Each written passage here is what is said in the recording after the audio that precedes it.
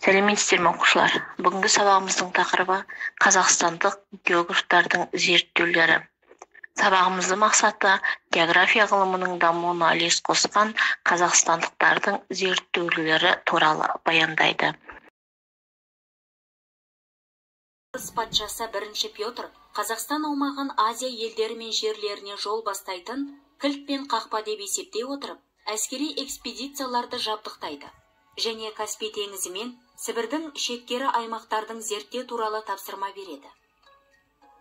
Моравин мен Булгаков Арал теңізі мен Сырдария өзенінің жағалауларын, Карелин Каспий теңізінің жағалауларын зерттейді.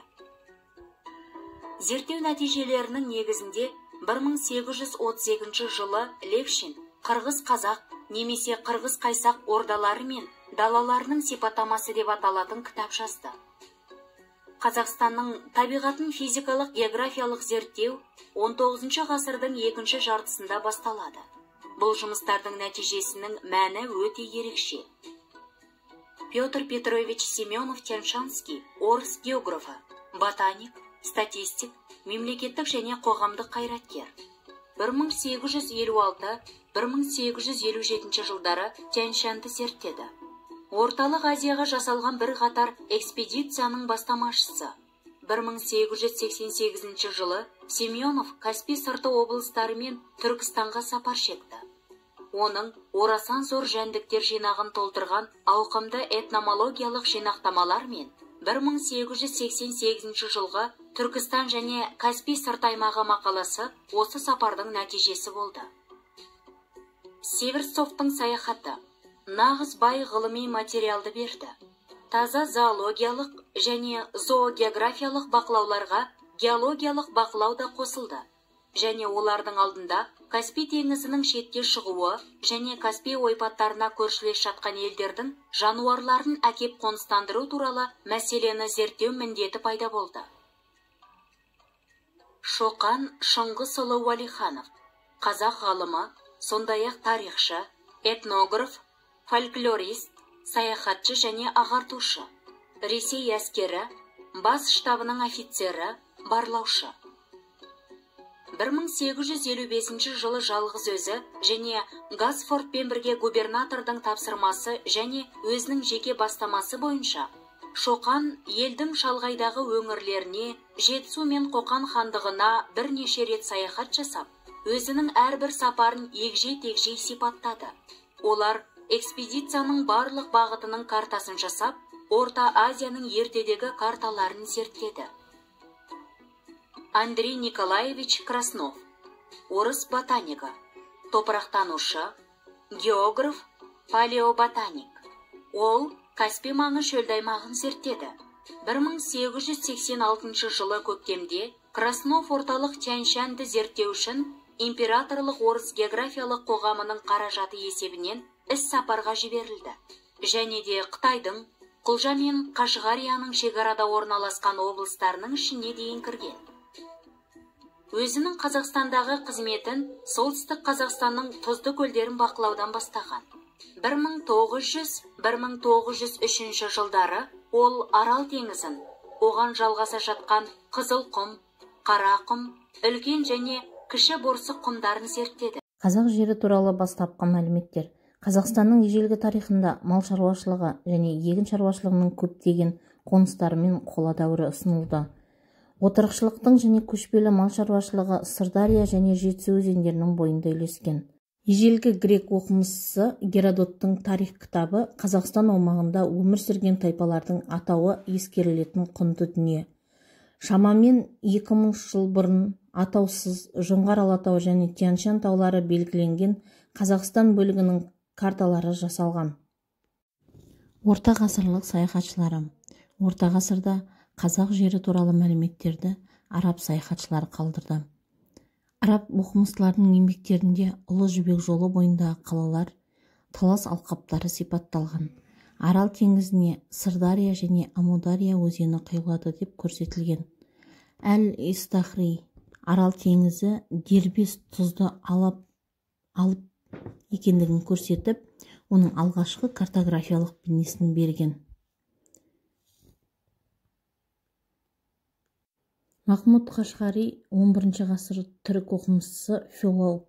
Оның Диуани лұғат атты түрік елдерінің, қалаларының, өзендердің, теңіздердің атауы жиналып, тарихи және географиялық түсініктер берілген. Қазақтың ғұлама ғалымы Шоқан Уәлиханов 1858 жылы Қашқарияға жөнелтіп, экспедициямен бірге көп тапсырмалар беріп, оны Қашқарияға жібереді. 1858 жылы 27 қыркүйекте Қашқарияға барып, 1859 жылдың 11 наурызына дейін сонда болады. Ол жердің жаратылысы, этнографиясы, тарихы, экономикасы және саяси тұрмысы жөнінде көп материалдар жинап, өзіне тапсырылған міндеттерді толық орындап қайтады. Қаныш Имантайұлы Сәтбаев, геология, минералогия ғылымдарының докторы, профессор, Қазақ және Кеңес одағының геологы, қоғам қайраткері. 1935 жылы Жезқазған облысын зерттей отырып, Қаныш Сәтбаев қазақ даласына жорыққа шығу уақытында 1391 жылы Темірлан қалдырған жазбасы бар тасты тапты.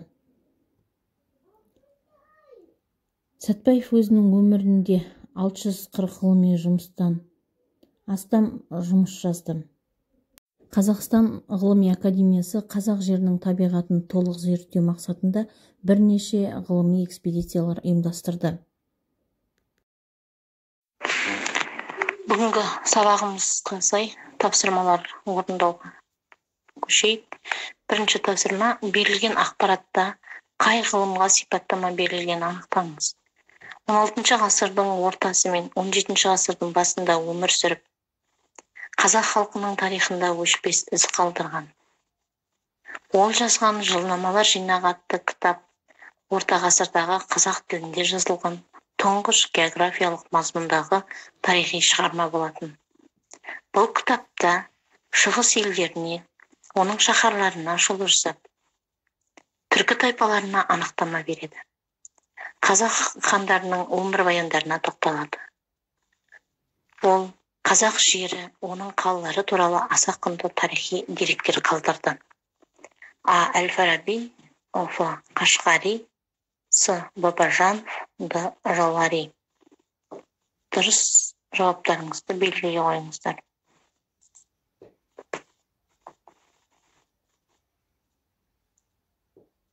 Дұрыс жауабы Қадырғали Жаларидің еңбегі, яғни жылнамалар жинағы 1600-1602 жылдары жазылған еңбегі болатын.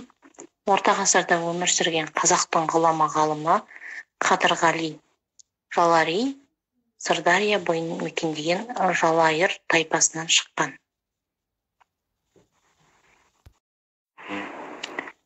Жақсы балалар, екінші тапсырмаға кезек берейік. Екінші тапсырмада Шоқан Уәлиханов өз саяхатында зерттеп, әрі табиғатына сипаттама берген негізгі 3 географиялық нысандарды кестеге дұрыс орналастыруымыз керек. А нұсқасында Маңғыстау түбегі және Каспий маңы ойпатының орографиясы, Б нұсқасында Жетісу алатауы мен Тянь-Шань тауының табиғаты, С нұсқасында Балқаш көлі мен Алакөлдің қалыптасу тарихындағы ұқсастықтар, Д нұсқасында Жетісу алатауы мен солтүстік Тянь-Шань тауларындағы биіктік белгілеулер, Е нұсқасында Көкшетау мен солтүстік қазақ жазығының табиғаты. Ретімен, жылдарымен орналастырамыз еңбегін.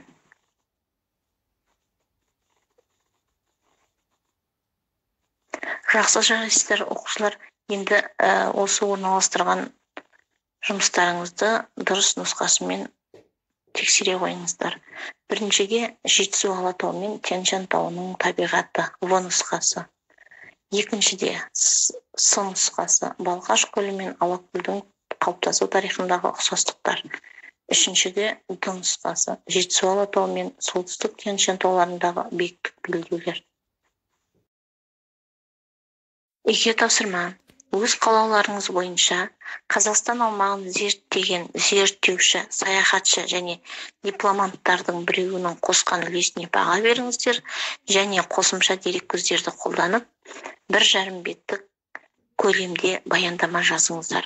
Өз баяндамаларыңыздың нәтижесін түрінде көрсетіңіздер, немесе WhatsApp күнделік беттеріне ілулеріңізге болады.